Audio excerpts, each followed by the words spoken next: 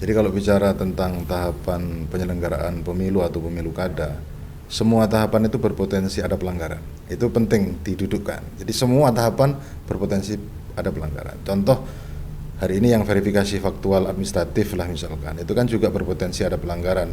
Misalkan pelanggaran terhadap dukungan KTP yang kemudian diduga ganda, kemudian palsu dan lain-lain. Kan begitu nanti di TMS kan. Kalau kemudian ternyata dukungan perseorangan tidak terpenuhi, nanti persengketanya pasti akan ke Bawaslu kembali. Satu. Kemudian yang kedua tentang pemutakhiran data pemilih. Ini kan juga sudah mulai bergeser ketika pencalonan bakal calon perseorangan berbarengan juga dengan pemutakhiran data pemilih. Pemutakhiran data pemilih juga begitu.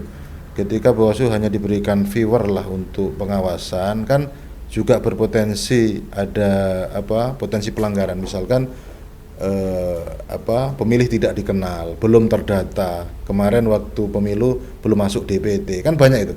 Kemudian nanti kalau pencalonan juga sama, ada isu biasanya ada ijazah palsu, harus ada verifikasi faktual ke tempat-tempat ijazah dikeluarkan. Kemudian kalau potensi kampanye, belum kampanye sudah curi star, nah itu kan potensi. Kan kemudian setelah itu sampailah masa tenang masih melakukan kampanye di luar jadwal.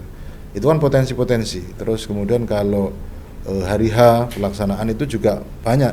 Misalkan distribusi logistik ini juga menjadi problem tersendiri. Kemarin ada 2 kasus yang diputuskan oleh Bawaslu, pelanggaran administratif, misalkan surat suara tidak misalkan tepat jumlah, pengadaannya ternyata tidak sesuai dengan DPT plus 2% yang disyaratkan oleh undang-undang misalkan. Nah terus setelah itu rekapitulasi, ada potensi pelanggaran misalkan nyoblos 2 kali seperti di Kaur misalkan yang kemudian hari ini masih tersangka ya Pak, yang masih DPO malah.